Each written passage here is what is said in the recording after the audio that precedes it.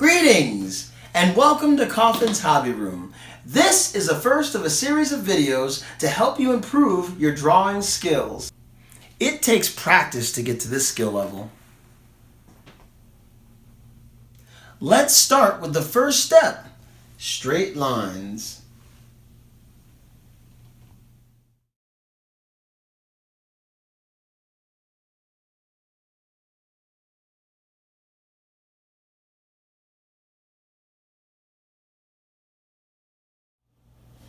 The first thing you do is you get a pencil and a piece of paper and you make a dot on the top left and top right of your paper, and then you carefully connect the dots.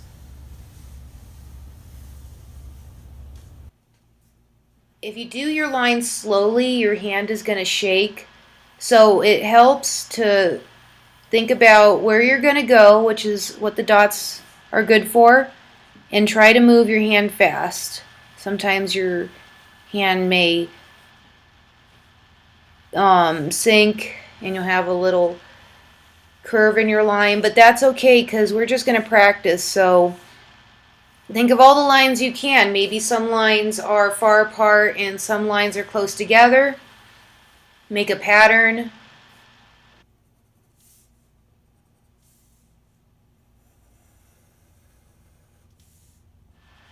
If on the left side there's a 1/4 inch gap and in the middle there's a 1/4 inch gap and on the right there's a 1/4 inch gap, then your lines will probably be very straight.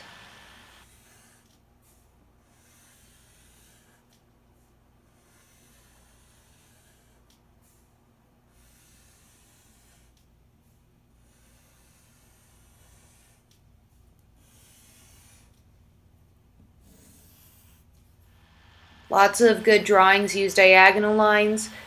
So when you're making your line and you want to make it straight and evenly spaced, look at the space between the pencil and the white paper and kind of use that to gauge how straight your lines are. After you practice drawing a page or two of straight lines, I'm going to show you the steps so that we can work together and make a Southwest pattern project using straight lines and a grid. You start with a regular letter size piece of paper, so that could be notebook paper or printer paper, which measures at 8.5 inches wide by 11 inches long. You get a ruler and you're going to make 1/4 inch borders around your paper that your drawing is going to go into, so you're going to find 1/4 inch, and if you look closely at your ruler, the 1/4 inch is going to be the first out of 3 medium-sized lines. It's a 1/4 inch because if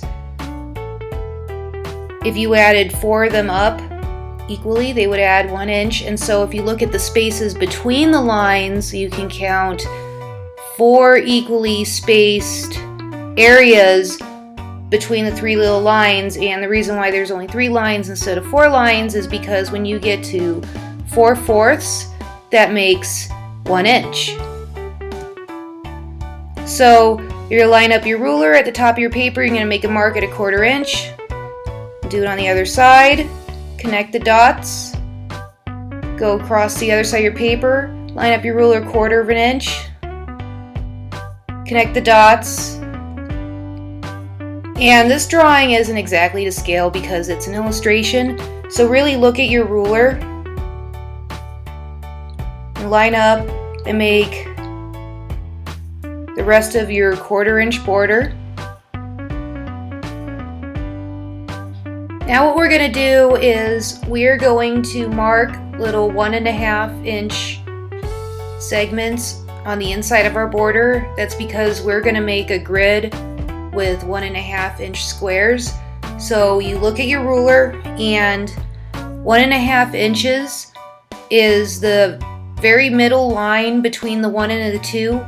So 1.5 means that you have 1 whole inch plus you've got the first half of the inch between the 1 and the 2. And you didn't make it all the way to the 2 yet. You only got halfway there, so 1.5. And You line up the edge of your ruler with your border that you drew, and you start marking at 1.5. Scoot your ruler over, mark the next 1.5, and these numbers popping up are me just telling you how much those add up to. You don't have to mark the numbers on your page. So 1.5 plus 1.5 is 3.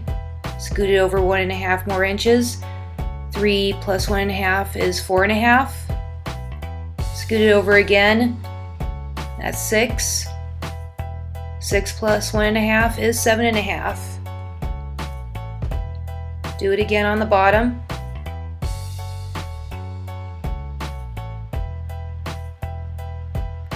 Turn your ruler sideways. Start from the border. 1.5, 3, 4.5, 6, 7.5, 9, and 10.5. Do it again on the other side.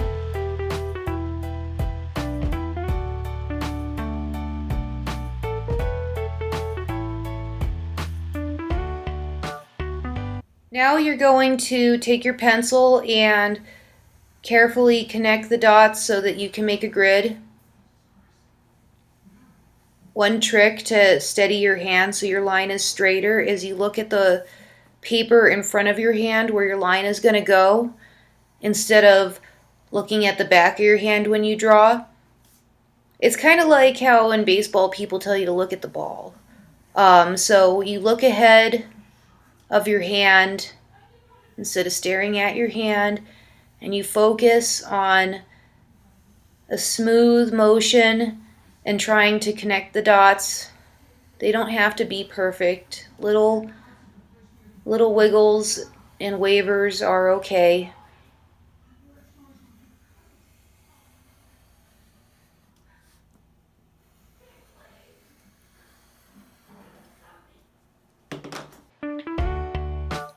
Now that we've connected the dots and made a grid, we're going to start coloring it in. So your first color is going to be dark blue.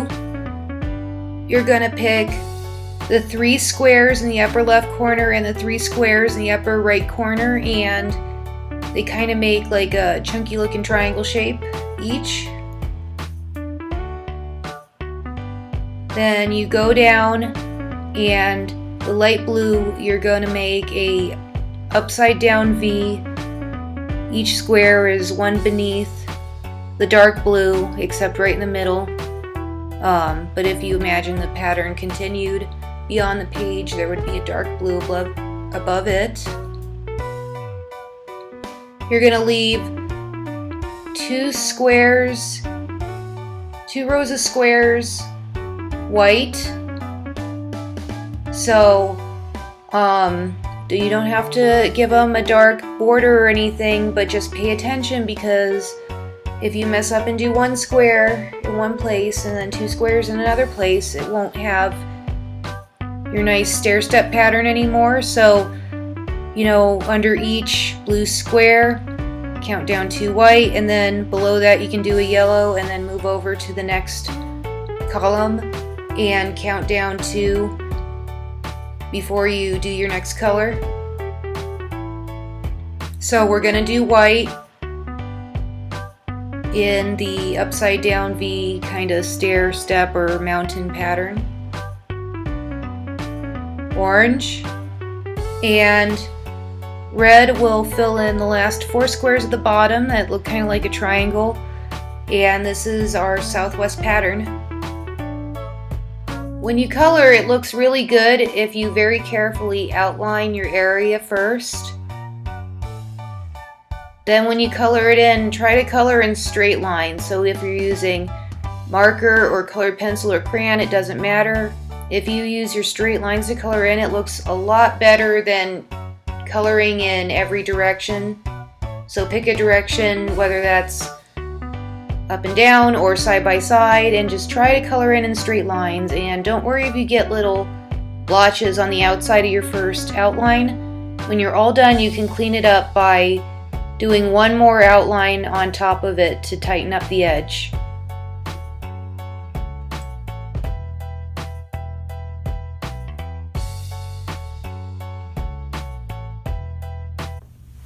Congratulations! You have just taken the first step at becoming a better artist. Go ahead and practice. Next time we're going to do circles and ovals. Take care.